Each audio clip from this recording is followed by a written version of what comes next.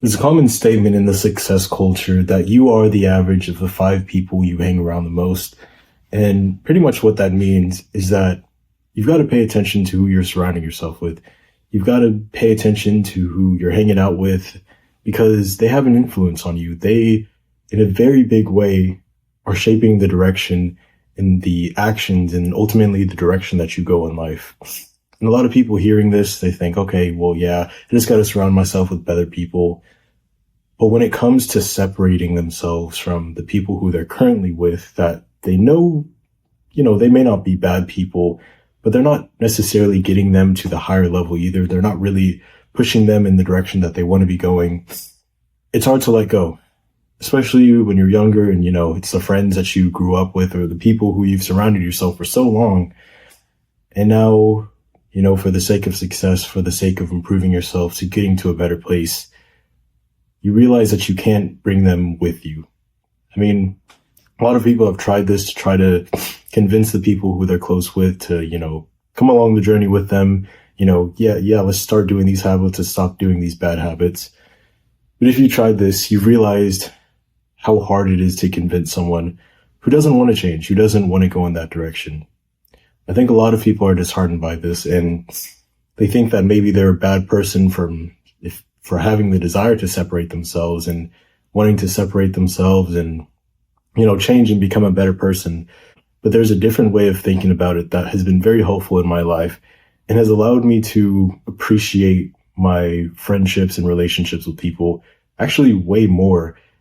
The thing is, the people who you're close with right now, you may not be close with them forever. These could be your friends. This could be your current relationship, whatever it is. If you're trying to disassociate with them because you realize that they're kind of holding you back. I mean, not in a very, very direct way. They're probably not a malicious person, but they're just holding you back by, when you're hanging around them, the habits or the attitude or the things that you guys do together is probably just not leading you in the direction that you want to. You realize, hey, I've got to start to disassociate myself, kind of start slowly separating myself because I want to go somewhere else. I want to do something different. I want to be a different person.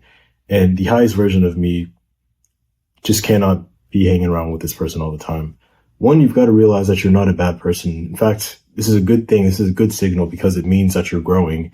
It just means that you're outgrowing the level of the people around you. And that's fine.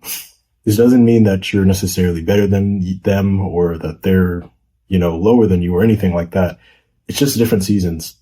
The way that I've begun to see it is that I have different friends for different seasons of life. I have different relationships for these different seasons of life.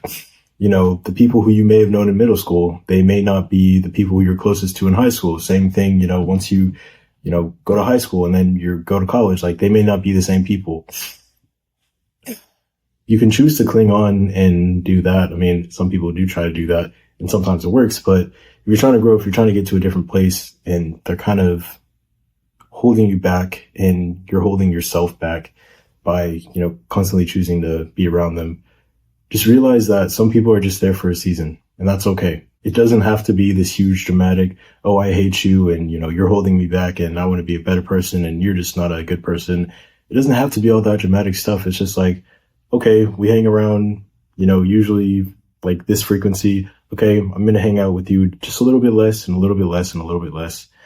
And what this practically does is one, it gives you space to breathe, gives you space to figure out, okay, who do you actually want to be? What are the things that you're actually trying to do? And it also gives them space to learn who they want to be and the type of person who they, want to hang around. Because I think the worst possible scenario you can be in is because of the surface level guilt that you feel for trying to disassociate with some of these people. Because of that feeling of guilt, you stay with them. And what it ends up doing is it creates this cognitive dissonance when you're around them. Because on one side, you want to hang out with them because, you don't want to feel guilty. You want to feel like you're being a good person and all that stuff. But on the other side, it's like, well, by hanging around them, they're kind of holding me back, keeping me in the same place. I'm not able to grow. I'm not able to do the habits and engage in the things that I really want to do it like that the highest level of me would be doing. It creates all this cognitive dissonance.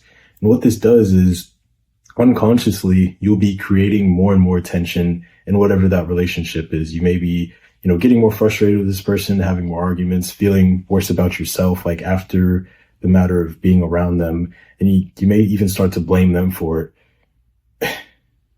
The ball is in your hands. You've got to make the choice. You have to have the balls to be able to separate yourself from them.